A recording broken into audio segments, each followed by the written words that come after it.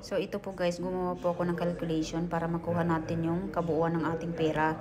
So mayroon akong capital na 56,000.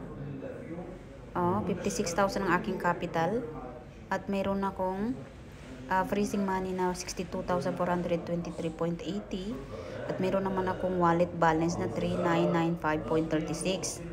So ang aking profit ay 13,166 in total. Meron akong penalty na 3 buwan nito. I mean, tatlong evaluation. So, 3 evaluation, total ng 746.94. So, nag-withdraw ako ng 2,000. Yung na po yun siya. Nag-withdraw po ako ng 2,000, kaya minus ko siya sa aking capital. So, ang natitirang capital ko na lang is 54,000. Okay? So, dito tayo. Ang formula na ginamit natin ay freezing money plus wallet balance. Nag-total siya ng 66,419.16. So, ang profit natin, ayun na siya. Minus natin to. Okay, profit minus penalty. So, ang natira ay 12,419.16. So, i-minus na lang po ito. Profit minus penalty. So, itong natira. Ngayon, ito yung kabuuan natin. Ito na yung formula tsaka ito yung freezing money at saka wallet balance natin. Total ng 66,419.16.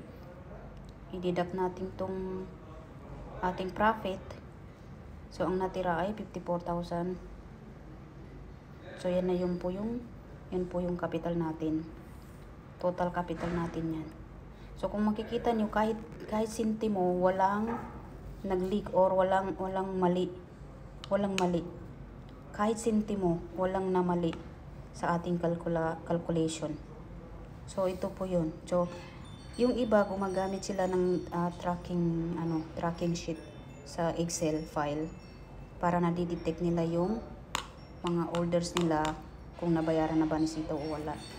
So, sa ako, ganito yung pagtatracking ko kasi hindi ko kayang i-track araw-araw, gawa ng may trabaho din. So, hindi ko kayang i-track lahat. Pero mayroon akong tuturuan ko kayo later on kung paano natin ma-download yung report every month. Nada-download po yun every month ang report.